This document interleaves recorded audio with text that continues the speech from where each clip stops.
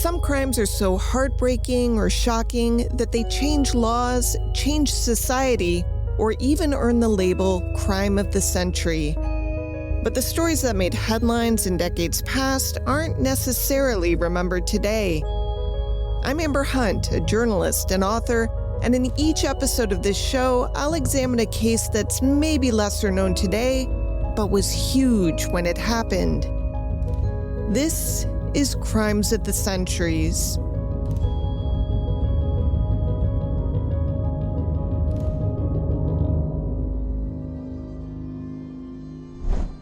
The crime the couple committed was simple. They bought a house. I know it doesn't sound like a crime on the surface, but bear with me here.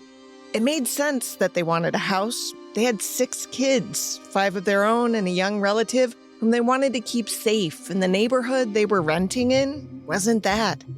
They had saved the money for a down payment. That can be a tough feat, but this was in 1945, and the wartime economy, where both parents could work good jobs helping to build the Allied war machine, meant they could live off a single salary and bank the other. Finding the house they wanted in St. Louis should have been straightforward.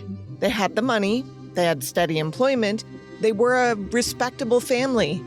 But the house that they found, a modest 2-story brick home at 4600 Labadie Avenue, came with a problem. A legally binding restriction recorded with a property deed back in 1911 that said certain people could not live there, not for another 16 years when the restriction would expire in 1961. J.D. and Ethel Shelley were among those certain people, not because of anything they'd done, not because they couldn't afford the house, but because they were Black. See, so many Black Americans had already migrated to St. Louis in the earlier part of the century seeking better jobs that the segregated Black neighborhoods were already bursting at the seams. Then the war had begun and more factory workers were needed at the massive St. Louis Ordnance Plant, which employed 35,000 of all races to manufacture ammunition for small arms and artillery. There was also the draw of the St. Louis Car Company, which built amphibious tractors for the Marines, vehicles that proved crucial in the Pacific Island hopping campaigns and river crossings in Europe. J.D. and Ethel Shelley had done the hard work, like millions of Americans, to win the war. And now they quite reasonably wanted to embrace fully the freedom they had helped preserve at home.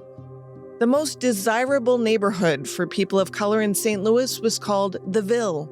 As described by one of the people who lived there in Jeffrey Copeland's book, Olivia's Story, the neighborhood was, quote, just a short streetcar ride from the main downtown district. The Ville's borders were clearly defined. Taylor Avenue on the west, Sarah Street on the east, St. Louis Avenue on the north, and Easton Avenue on the southern rim. There were invisible fences along each one of those streets that kept families both in and out of the area, if not literally, then symbolically, and we all knew it, end quote. Inside the Ville, Black families could own homes. Outside of it, they largely could not. When the Shelleys began house hunting, there was nothing available in the Ville.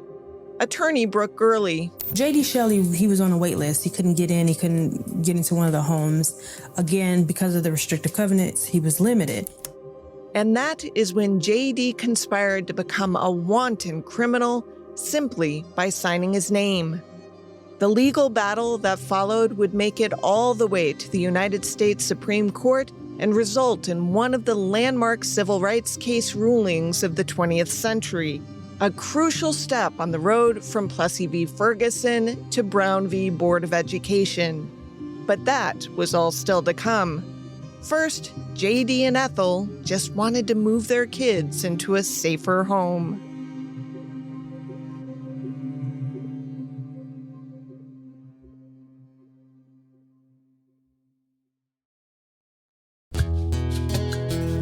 Crimes of the Centuries is sponsored by Hims.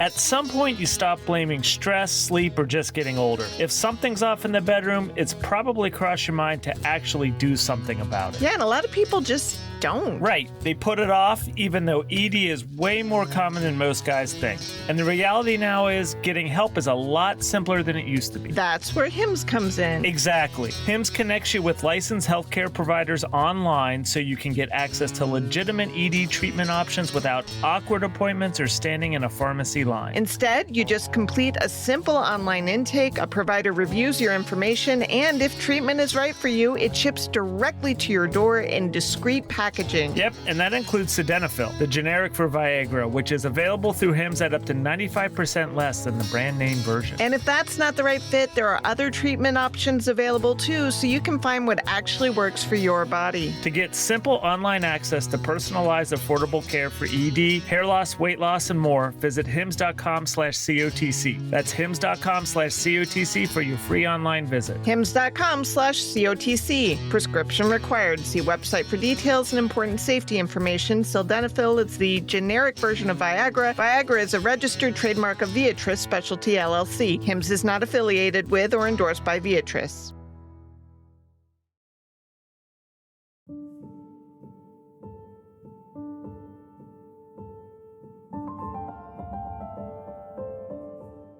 J.D. Shelley and Ethel Lampkins got married on December 14th, 1923. They were both about 16. That's awfully young, of course, but it wasn't unusual for the time where they lived, which was Mississippi.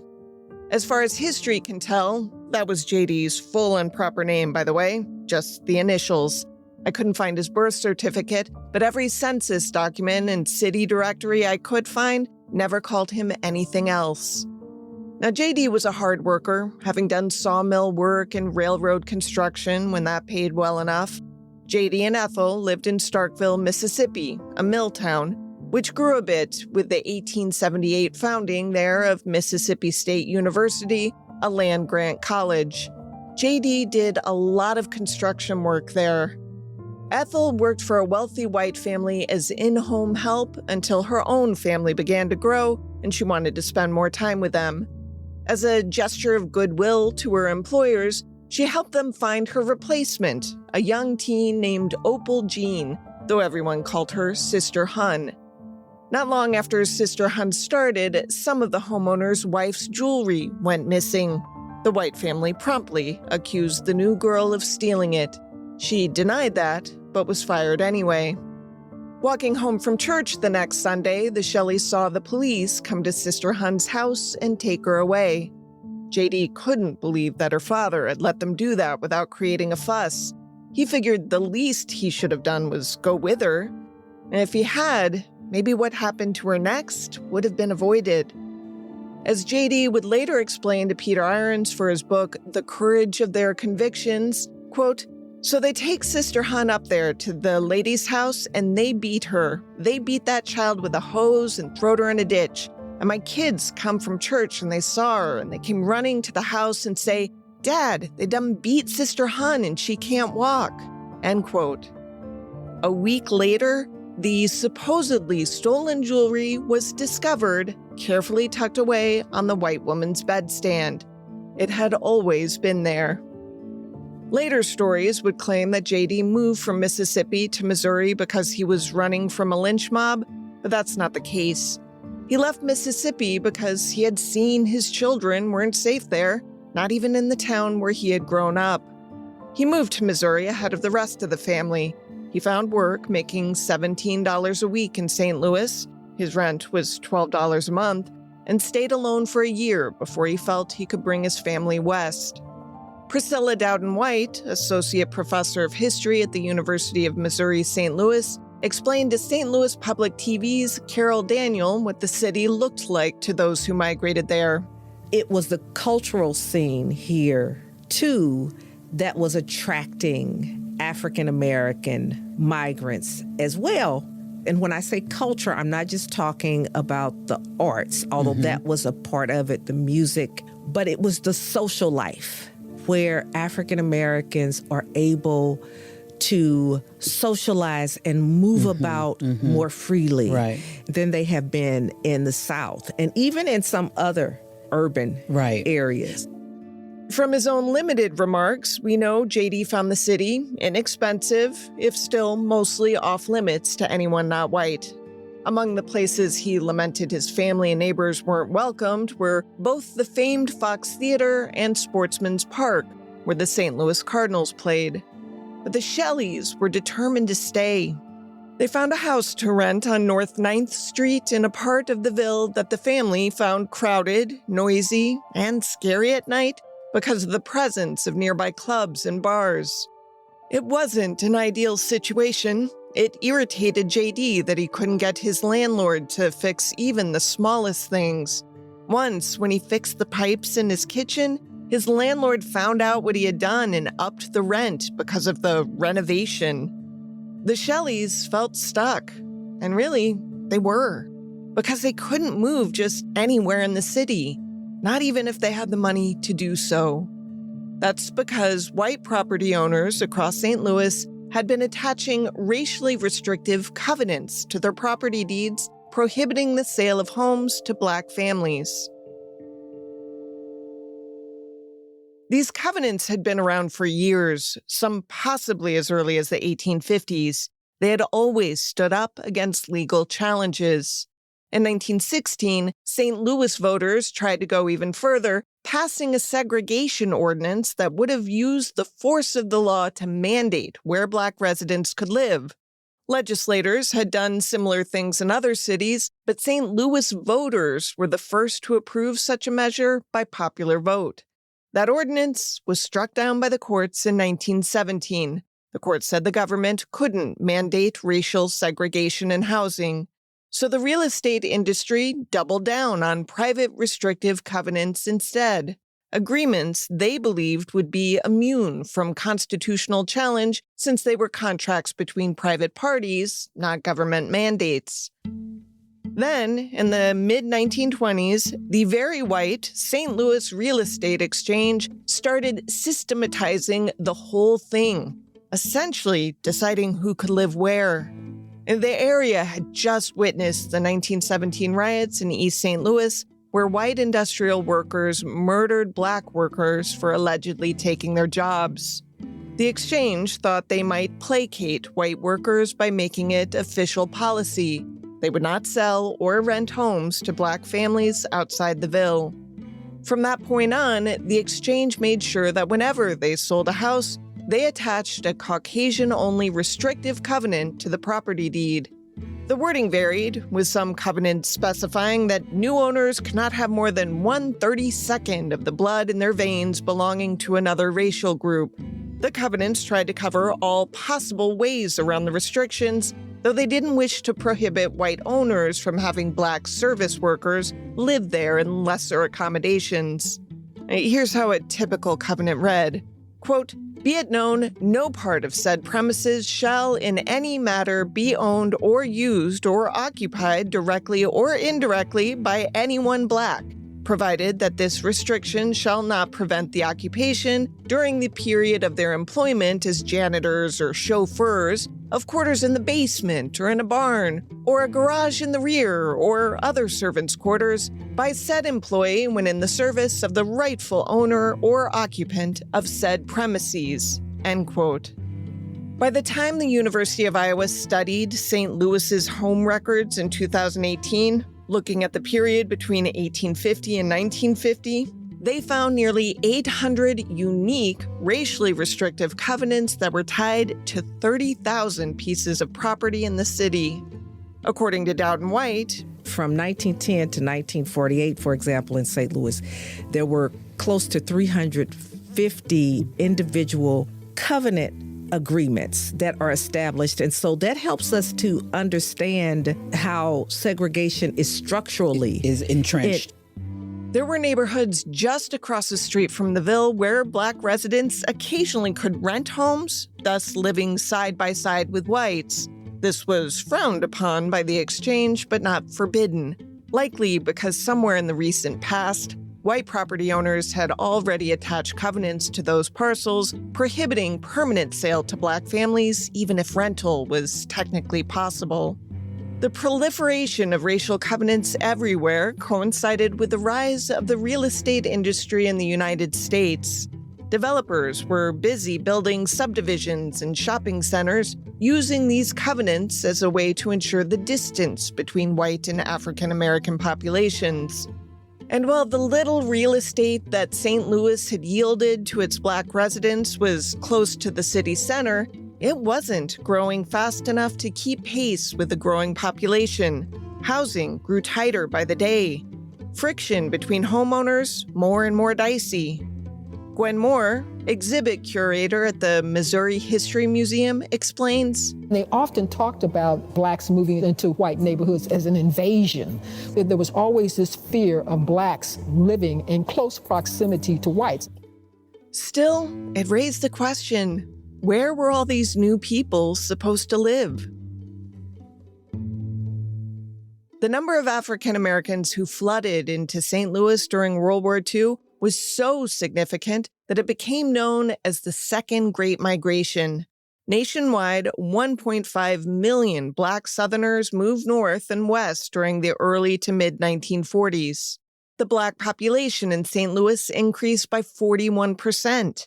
Meanwhile, the street-by-street covenant process was de facto reinforced by governmental and financial institutions.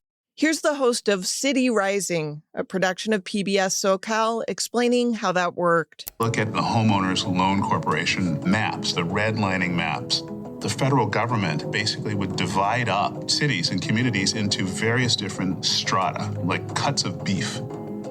And they would have green areas, which were very desirable and highly investable, blue areas also desirable and highly investable. Then they had yellow areas that are slightly higher risk, so be careful.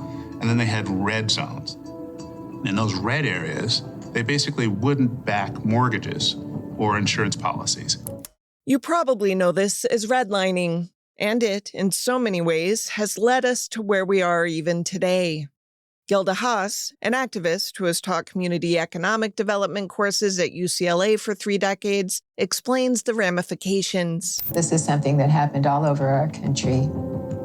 There are people who never got to pass on homes to their children. There were people who never got to build up credit. There were entire neighborhoods that were deprived of investment opportunities. And so when you're talking about institutionalized racism, those are the institutions that manufacture relationships and opportunities in a city.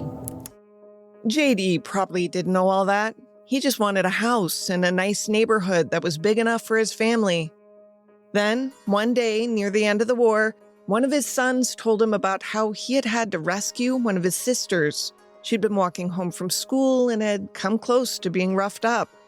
That was the last straw. JD found a house for sale at 4600 Labadie Avenue on a street just blocks from the Ville. The brick house was built in 1906. It had 1,760 square feet of living space and 1 bath. The Shelley's realtor had researched it and found that the property deed to the house included a racially restrictive covenant that dated back to 1911. Its wording in the Shelley's case included the following, quote, "Future sale will not be made to persons not of Caucasian race for a period of 50 years from the date of undersignment of title," end quote. That meant it would not be legal for JD and Ethel to buy the property until 1961, and who knew if the restriction would truly be lifted then anyway. And the Shelleys loved the house. The purchase price was $5,700. JD had a down payment and some friends.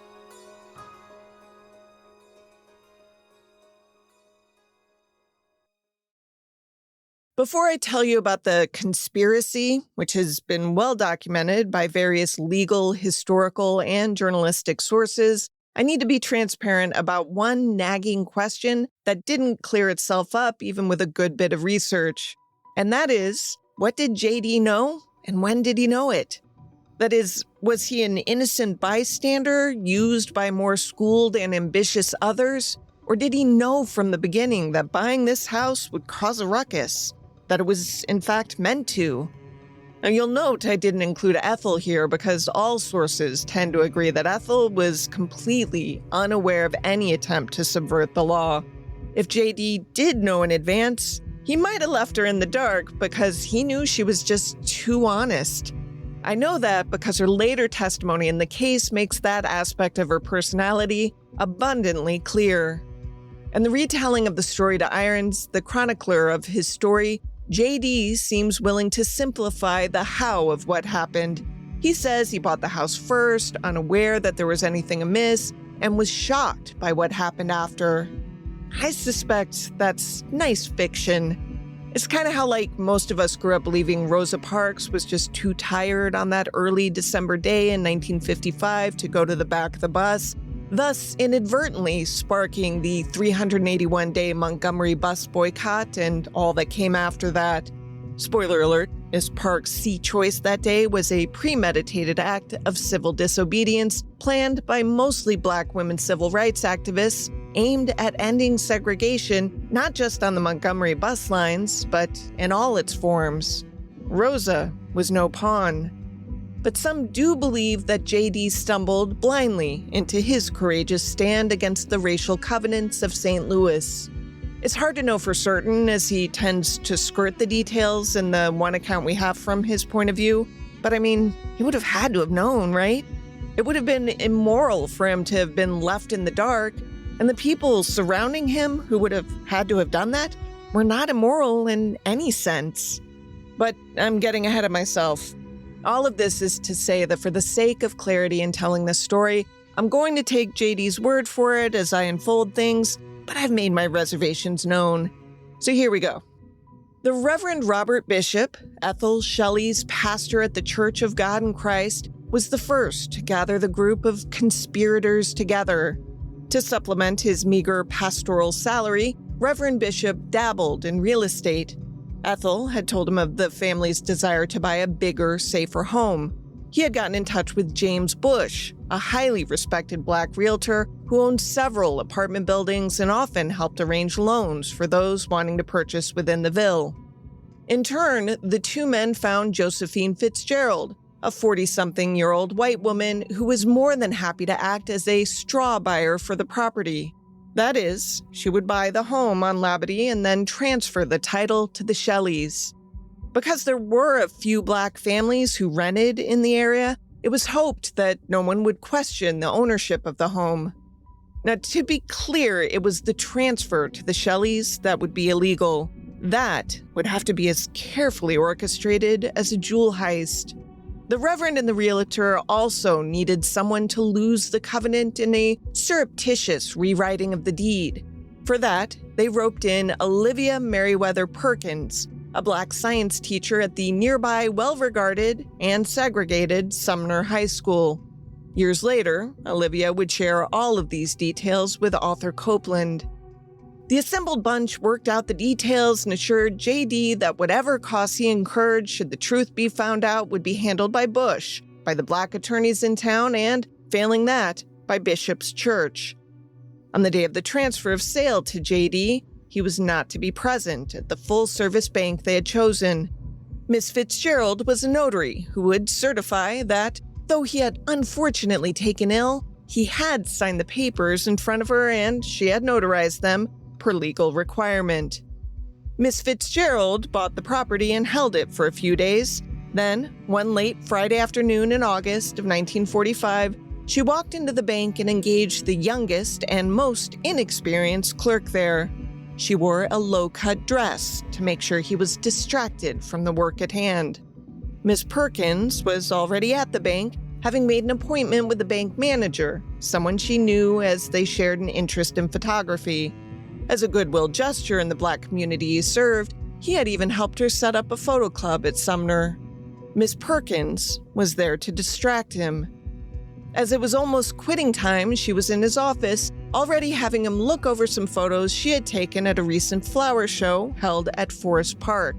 It had been a whites-only show, but she had managed to get in as the host believed she was with the catering and cleaning crews.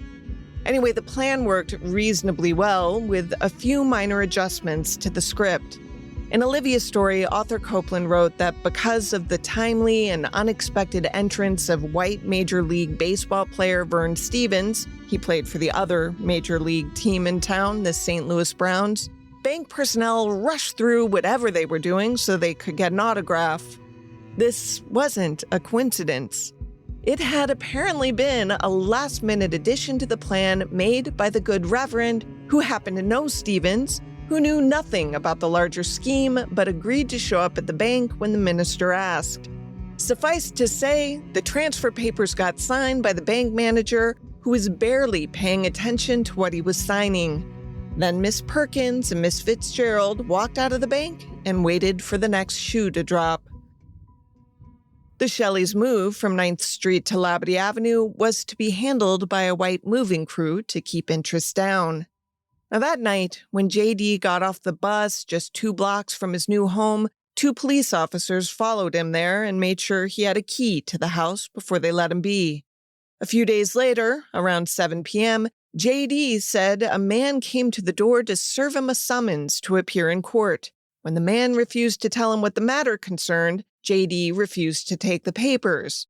Thus, he could claim that he had not been served and did not, under law, have to appear. But it appeared the jig was up.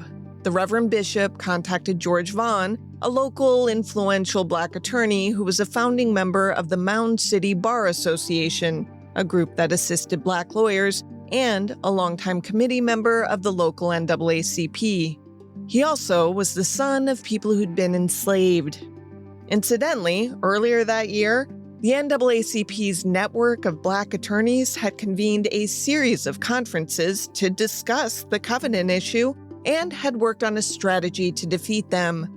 One of the lawyers there suggested that they find themselves some test cases. Wouldn't you know it, the lawyer with that bright idea had been George Vaughn. Vaughn soon learned that the Shelleys were being sued by their neighbors, Louis and Fern Kraemer, for violation of the neighborhood covenant. The Kraemers wanted the Circuit Court of St. Louis to evict the Shelleys immediately. The couple claimed to have a vested interest in having them gone, not just because they lived close by and preferred to live among white people, but also because Fern's parents had been among the original 39 homeowners who signed the joint covenant years earlier. The Kraemers were backed by the Marcus Avenue Improvement Association, the originators of the restrictive clause. The case was assigned to no-nonsense judge William K. Kerner. A quick note, the timeline here is a tad mushy. I found one October 10th, 1945 story in the St. Louis Post-Dispatch that indicates that Judge Kerner had just the day before issued a temporary restraining order to stop the Shelleys from moving into the house. All other narratives indicate that they had already done so. I'm not sure which is right. In the October 26, 1945 edition of the St. Louis Argus, the Black-owned newspaper, it was reported that Kerner's injunction was denied. In any case, the courtroom showdown was to begin November 1st. When it did, it was packed. One side was filled with white onlookers, the other side with Black.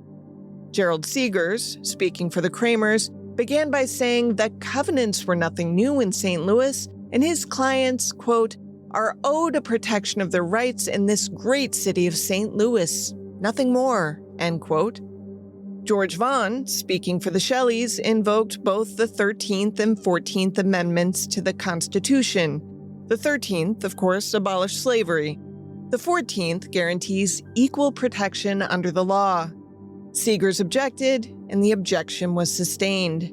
But the record would show Vaughn tried.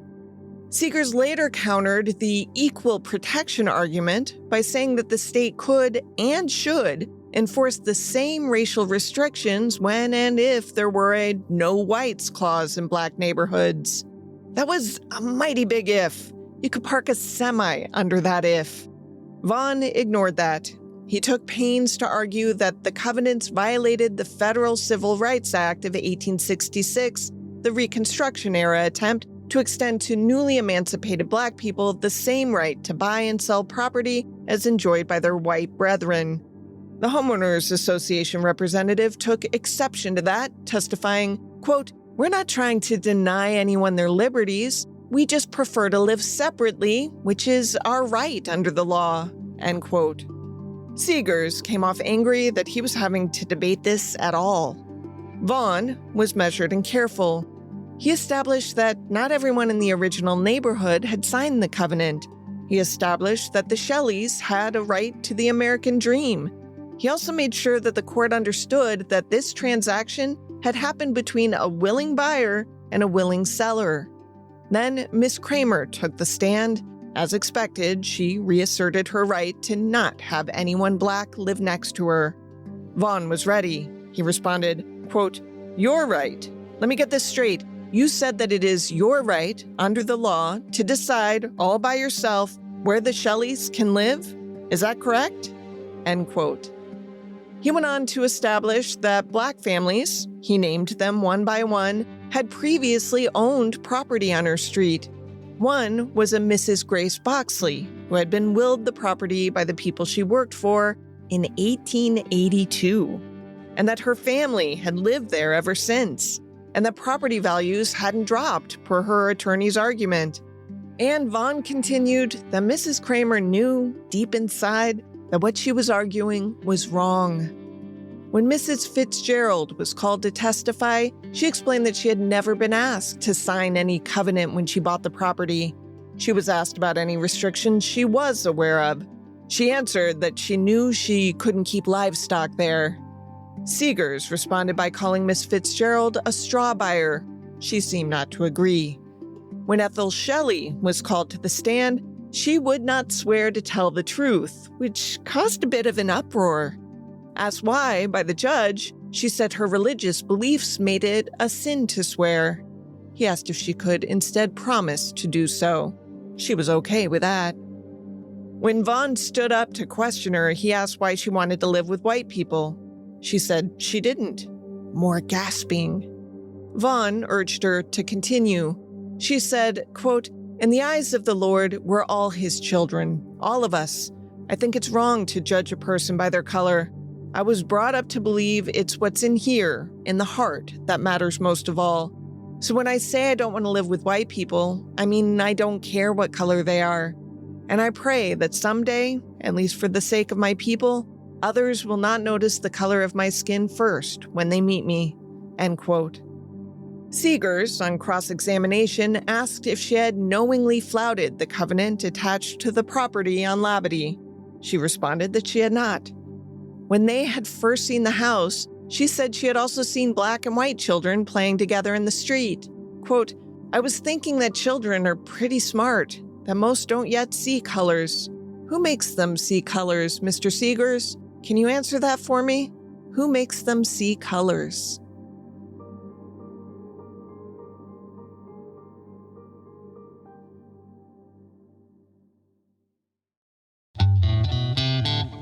Crimes of the Centuries is sponsored by ads. You heard me. We are sponsored by ads. I feel like I should clarify that because every now and then we get a review that's like, wow, that's a lot of ads. I'm sorry, are we supposed to be doing this for free? Apparently, news to me. I would also like free groceries. And in this economy, how about some free gas? Am I right? Like, I don't get healthcare making podcast people. This is the job. And for the record, the ad to content ratio here, very reasonable. Extremely. Go watch literally any TV show or listen to commercial radio and then come back to me. We'll wait. I at least try to make these like little oases in the midst of these sometimes pretty rough stories. That's why I do them with you, Scott. You make them more fun for me. Oh, shucks. But all that said, if our ads really drive you nuts, we do have options. You can subscribe at grabthatcollab.com and get early ad-free episodes of Crimes of the Centuries, plus a bonus episode with every main episode. Which is actually a really good deal. It is. Or if that feels like too much effort, you can subscribe right through Apple Podcasts. That gets you ad-free episodes and bonuses. Not early, but still ad-free. So you've got choices. Keep the ads and support the show that way, or skip the ads and support the show that way. Either way, we eat. Which we are very fond of. Big fans. So thank you, ads, for sponsoring our episodes. 2 days after closing arguments, Judge Kerner called everyone back to hear his verdict. He first noted that real estate covenants were legal and weren't in violation of the Constitution of Missouri. Next, he said no one had shown him any documents that said the property at 4600 Labadie had such a covenant or that anyone had signed such a thing. Now remember, the covenant had been carefully lost in the rewriting by Mrs. Perkins, according to Copeland's book. Lastly, Kerner said, even the property association agreed that not everyone in the neighborhood had signed the racially restrictive covenant, not even all the way back in 1911. He then pronounced his verdict. The Kraemer's case had no merit. He ordered them to pay court costs of $701.01. The Kraemers were angry enough now to appeal to the Supreme Court of Missouri, which, in December 1946, reversed Kerner's judgment, ordering the lower court to grant relief to the Kraemers and thus effectively evict the Shelleys from their home. That ruling determined no one had violated the Shelleys' constitutionally guaranteed rights. Black Americans, fresh off having served in the war for freedom from tyranny, were not ready to see it end there. By now, not only had the original consortium of St. Louis's black attorneys and ministers raised funds to fight these restrictions, but black notables such as baseball's Jackie Robinson had given money to help matters proceed. Then NAACP, led by Thurgood Marshall, the attorney who was becoming known for his courage and his ability to convince courts to live up to the Constitution they swore by, called a second conference on racial covenants in January 1947. They had hope. A month earlier, President Harry Truman had impaneled a special 15-person commission on civil rights, and high on their list was racial covenants. Missouri, if you recall, was Truman's home state. In April 1947, Vaughn and his battalion of lawyers asked the Supreme Court to take on the Shelley case. It had something other potential test cases didn't: a sociological argument. They would argue, in addition to the constitutional mandates, that overcrowded slum conditions had detrimental effects on the victims of such covenants, making them helpless to overcome their circumstances, no matter how hard they worked. In short, they would put the American dream on trial. In October 1947, in a surprise move, the U.S. government made it known it would write an amicus brief supporting the Shelleys. The government's position was that segregation harmed the country's international standing and was quite damaging to its long-term health at home. The United States Supreme Court accepted the case, which it heard in late 1947. By then, a few similar cases from other jurisdictions had been rolled in beneath the umbrella of the Shelley v. Kraemer case, so it included homeowners-to-be from Michigan and Washington, D.C. as well. One such case was represented by attorneys Marshall and a young man named Loren Miller. George Vaughn was still representing the Shelleys, but Miller and Marshall handled many of the briefs and arguments. Miller had great credentials, having won a 1945 ruling in favor of black residents in Los Angeles when he fought against racial covenants on behalf of Oscar winner Hattie McDaniel, whose turn in Mammy and Gone with the Wind was the first Academy Award won by a person of color. Miller had won that, but appeals left the case in limbo. If J.D., a St. Louis laborer, won in the highest court in the land, McDaniel's case would be decided once and for all. On the day it was argued, only 6 of the 9 justices were in attendance. 3 abstained, without comment on why, though scholars would later suggest that they likely owned property that carried such restrictions. Addressing the court was a veritable powerhouse of civil rights advocates. Black attorney George Vaughn and his white co-counsel Herman Willer, both of St. Louis, representing the Shelleys. Black attorneys Thurgood Marshall and Loren Miller representing other homeowners, and Philip Perlman, the white Solicitor General of the United States, arguing on behalf of the federal government. Perlman told the justices that the restrictive agreements on residential property, quote, should be relegated to the limbo of other things as dead as slavery, end quote. His 23-page argument took a full hour to deliver. Here's a taste. Quote, the Caucasians are under a heavy debt to colored Americans. We brought them here as slaves, as chattels devoid of human rights, privileges, and immunities. We set them free, promising them, in our amended Constitution and new laws, equal rights and privileges with all other people. Yet after 3/4 of a century, attempts are made, by devices such as restrictive covenants, to hold them in bondage, to segregate them, to hem them in so that they cannot escape from the evil conditions under which so many of them are compelled to live." End quote. It seems it was a persuasive argument. Here's Cicely Hunter, public historian for the African American Initiative for the Missouri Historical Society, explaining how well that went. And then finally, on May 3rd, 1948, it was determined that the restrictive covenant could not be judicially enforced, even though it was considered to be a private contract, because it was in violation of the 14th Amendment. The court acknowledged that it was breaking new ground. The opinion included these words, quote, "Whether the Equal Protection Clause of the 14th Amendment inhibits judicial enforcement by state court of restrictive covenants based on race or color is a question which this court has never heretofore been called to consider." End quote. Then, writing for the unanimous majority, Truman appointee Justice Fred Vinson added that, quote, "It cannot be doubted that among the civil rights intended to be protected from the discriminatory state action by the 14th Amendment are the rights to acquire, enjoy, own, and dispose of property." End quote. The opinion continues on for pages, but I'll cut to the chase.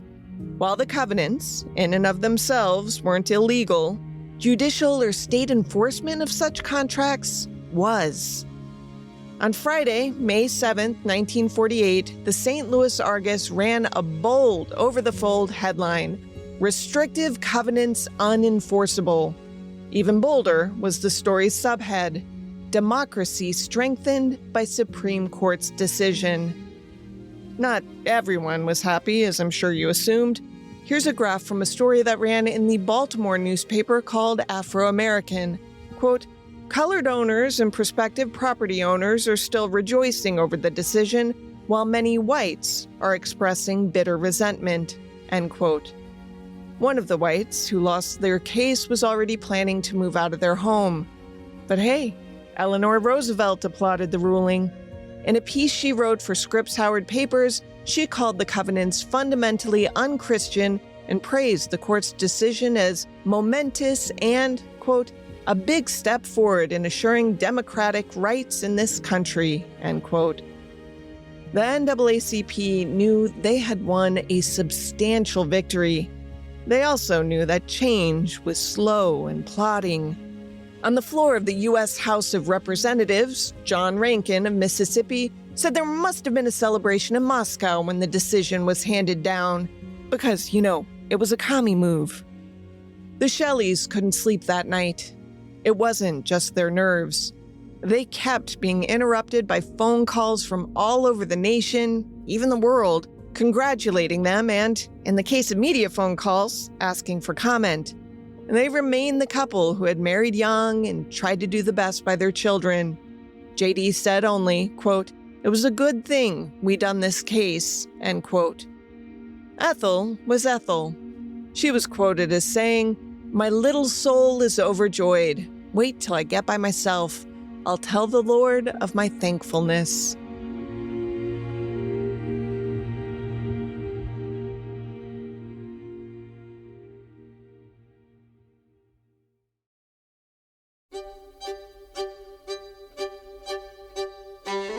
Things, they were a-changing. On July 26, 1948, President Truman signed Executive Order 9980, which mandated fair employment practices in the federal government and prohibited discrimination based on race, color, religion, or national origin in that sphere as well. That was followed by Executive Order 9981, which mandated equal treatment and opportunity for anyone in the U.S. Armed Forces, regardless of their race. Earlier that summer, he had already signed the Women's Armed Services Integration Act, granting women the right to serve as permanent members of every branch of the U.S. military. There were restrictions, yes, no combat, for example, but this was a big step. At the Democratic National Convention that same summer, then Minneapolis Mayor Hubert Humphrey asked the assembled to adopt a strong civil rights platform. He urged the party to get out of the shadow of states' rights and walk forthrightly into the bright sunshine of human rights. That's a direct quote. Though a close vote, the convention adopted the civil rights language and made it part of the party platform. That prompted some Southern delegates to break away and form the States' Rights Party. You might know them as the Dixiecrats, who then nominated South Carolina Senator Strom Thurmond as president. He didn't win. Post-Franklin Roosevelt, black voters were an unknown quantity. But in the final days before the election that fall, Truman visited Harlem, the first president to ever do so. He was well received. Soon after, in one of the greatest election upsets in American history, Truman defeated Thomas Dewey that November. In Harlem that election day, he tallied 90,000 votes. Dewey, who was governor of New York, tallied only 25,000. Now, the Shelley decision had no immediate, thunderous effect. And sure, the case plaintiffs could live in relative peace, something they had intended to do all along, and a smattering of pending cases were finally settled thanks to the precedent set. Hattie McDaniel's case in Los Angeles was one of them. She and dozens of other black homeowners in the city's Sugar Hill neighborhood had been fighting their own covenant battle since 1945. They had won in California courts, but white homeowners had appealed. Shelley settled it for good. McDaniel and her neighbors could stay. But racial covenants hadn't been outlawed by the Supreme Court decision. They had just been made unenforceable. As University of Iowa history professor Colin Gordon told St. Louis Public Radio in 2018, after his study on the covenants had been published, quote, "After Shelley v. Kraemer, no one goes through and stamps unenforceable on every covenant. They just sit there," end quote. And white homeowners, real estate agents, banks, and local governments found plenty of ways to keep segregation alive. The covenants themselves stayed in property deeds, sometimes copied from old documents to new ones, sometimes just sitting there as a signal about who was welcome and who wasn't. Real estate agents practiced steering, showing black buyers homes only in certain neighborhoods while directing white buyers away from areas where black families lived. Banks continued redlining, refusing to insure mortgages in black neighborhoods or for black buyers trying to move into white areas. The FHA kept recommending these practices well into the 1960s. And when black families did manage to buy homes in white neighborhoods, they often faced harassment, threats, vandalism, even violence. White residents formed homeowners associations with the express purpose of keeping their neighborhoods segregated through intimidation and social pressure. Still, Shelley v. Kraemer was a large and critical addition to the snowballing of civil rights victories, many determined by judicial interpretation of the Equal Protection Clause. The first had been 1944's Smith v. Allwright, also argued by Thurgood Marshall, a case involving the state of Texas and the Democratic Party's choice to hold all-white primaries. But the 1948 Shelley victory gave the civil rights movement proof that the courts could deliver justice. It emboldened lawyers and activists nationwide to pursue more test cases using litigation as a powerful tool alongside public protest. It was about that time that George Vaughn was appointed Assistant Attorney General for the state of Missouri and served in that capacity until his death in 1949. Many of those who argued Shelley, Miller and Marshall specifically, argued and won the landmark 1954 decision in Brown v. Board of Education that desegregated America's schools. The separate but equal fiction, created by the 1896 decision rendered in Plessy v. Ferguson, was crumbling fast. Shelley v. Kraemer has been cited countless times in conjunction with civil rights cases over the last 78 years, as it's now considered a cornerstone case in American jurisprudence. One of the more significant cases where its reasoning held was 1991's Edmondson v. Leesville Concrete Company. In that case, the justices ruled that the use of preemptory challenges based on race, those meant to exclude jurors from serving in a particular trial, was unconstitutional, even in civil cases. Their rationale was strikingly similar to the one used in Shelley. That is, because the government is involved in selecting jurors, and while it ostensibly has no stake in what happens in a civil case, it requires all parties to behave in accordance with the Equal Protection Clause. So, the case lives on. Again, here's Brooke Gurley, an assistant professor of law at Widener University Delaware Law School, explaining the impact. Well, it's important because of what the Shelleys did, as well as Mr. Bush and his conspiracy of heroes. We are able to live wherever we want to, so long as we can afford it. And while, yes, I don't deny that there's still a racial caste system within our communities, but as far as that being allowed legally, de jure segregation in that way is no longer permitted.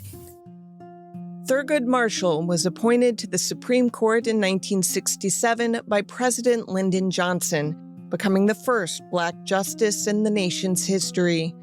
The year after that, in 1968, racial covenants were finally officially outlawed with the passage of the Fair Housing Act.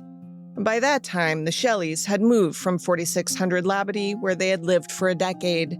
They hopped over to St. Louis Avenue, a few blocks away, mostly because they needed more room.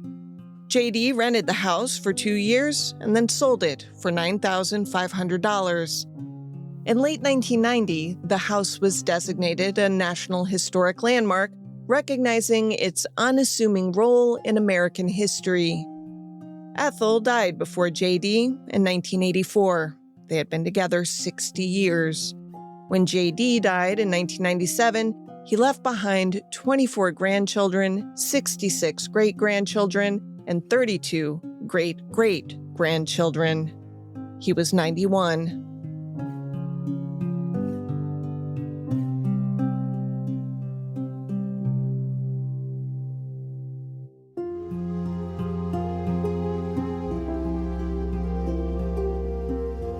To research this case, journalist Amy Wilson read Olivia's story, The Conspiracy of Heroes Behind Shelley v. Kraemer, and Peter Iron's The Courage of Their Convictions. She consulted legal websites to track down the facts as they were presented to the courts. She also watched a terrific documentary on Thurgood Marshall. Her in-laws live in St. Louis. Next time she's there, she says she's going to find this house and pay her respects. Crimes of the Centuries is available early and ad-free through Grab Bag Collab. Head to www.grabbagcollab.com for exclusive content related to this show and access to other series on our profit-sharing network. Unless noted in the citations, this case was researched and written by me, Amber Hunt, and produced by Henry Lavoie. Original music is by Bruce Hunt, Andrew Higley, and sometimes my child, Hunt Van Benskoten. Other music comes from Epidemic Sound. If you like the show, please help us out by rating and reviewing on Apple Podcasts. Also tell your friends. For more information or to recommend a case, go to centuriespod.com. On Instagram, we're @centuriespod, and you can find us on the Crimes of the Centuries Facebook page.